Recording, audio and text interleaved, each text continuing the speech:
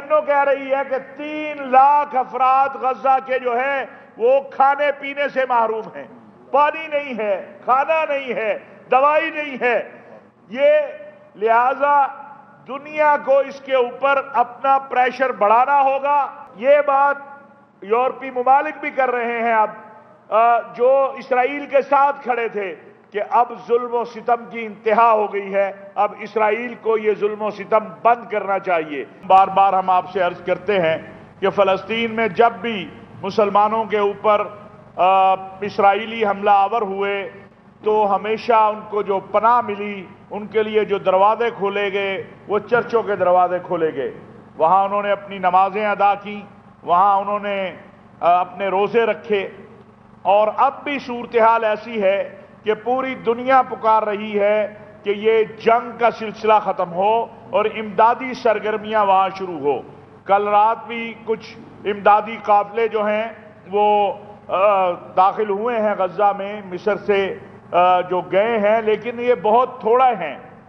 اقوام متحدہ بھی کہہ رہی ہے، پوری دنیا یہ آواز دے رہی ہے۔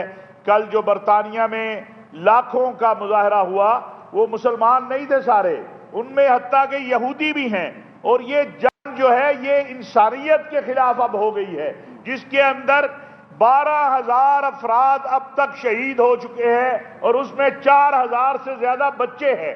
70% بچے اور عورتیں اس جنگ کا نشانہ بن رہے ہیں۔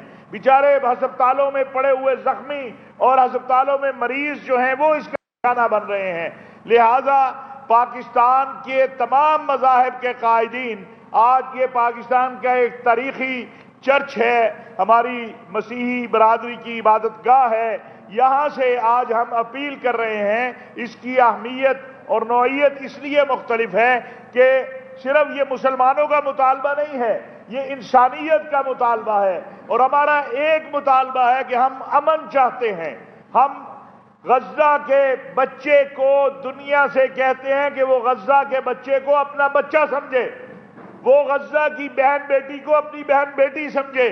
جنگوں میں بھی ہسپتالوں پر حملے نہیں ہوتے، جنگوں میں بھی جو جگہ مارک کر دی جاتی ہیں وہاں کہ یہ امن کی جگہ ہے، جیسے ICRC کا ہیڈ کوارٹر ہے، UNO کا مرکز ہے، لیکن یہاں پر کوئی تفریق نہیں کی جا رہی ہے۔ ہم سمجھتے ہیں کہ 3 چیزیں جو کہ بہت اہم ہیں: نمبر 1 فوری جنگ بندی، نمبر 2 امدادی سرگرمیاں آزادانہ طریقے سے وہاں شروع کرنے دی جائے۔ یہ جو روز کے 80 یا 100 ٹرکوں کی اجازت ہے، یہ تو بالکل نہ ہونے کے برابر ہے۔ ابھی میرے آنے سے پہلے میں دیکھ رہا تھا کہ UN کہہ رہی ہے کہ 3 لاکھ افراد غزہ کے جو ہے وہ کھانے پینے سے محروم ہیں، پانی نہیں ہے، کھانا نہیں ہے، دوائی نہیں ہے۔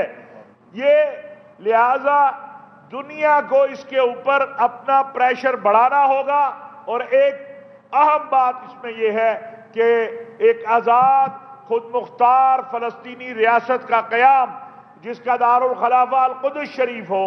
یہ 3 چیزیں ہیں جس کے اوپر اس وقت پوری دنیا، اور یہ بات یورپی ممالک بھی کر رہے ہیں اب، جو اسرائیل کے ساتھ کھڑے تھے، کہ اب ظلم و ستم کی انتہا ہو گئی ہے، اب اسرائیل کو یہ ظلم و ستم بند کرنا چاہیے۔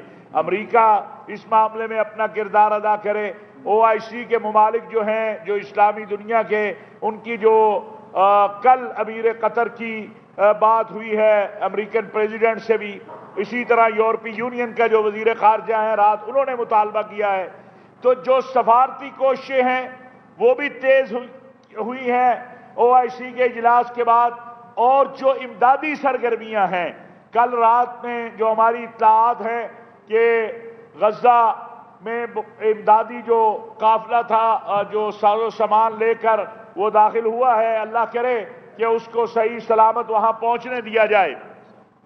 اور اس کے ساتھ ساتھ ہم یہ سمجھتے ہیں کہ پاکستان کے اندر ہمیں ہر سطح پر پرامن انداز میں اپنی آواز کو بلند کرنا ہے۔ میں پوپ فرانسس کا مشکور ہوں، میں ہی نہیں پوری امت مسلمہ مشکور ہے ان کی، کہ جس طرح پہلے دن سے وہ امن کی اپیل کر رہے ہیں۔ ہم بھی آج اسی امن کی اپیل کو آگے بڑھانا چاہتے ہیں.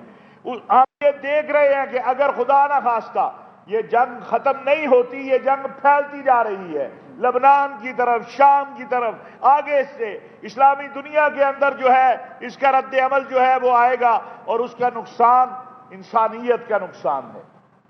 نقصان بچوں کا ہو رہا ہے، نقصان بے گناہ معصوموں کا ہو رہا ہے. لہذا آج پاکستان کی مسیحی، مسلم اور تمام مذاہب کی جو قیادت ہے وہ اپیل کرتی ہے عالمی دنیا سے، اسلامی دنیا سے کہ وہ آگے بڑھیں. باخبر رہیے ہر جگہ ہر وقت بر وقت. ابھی سنو نیوز کا یوٹیوب چینل سبسکرائب کریں اور بیل آئیکن پر کلک کریں اور جانیے ملکی اور غیر ملکی حالات و واقعات یقین کے ساتھ.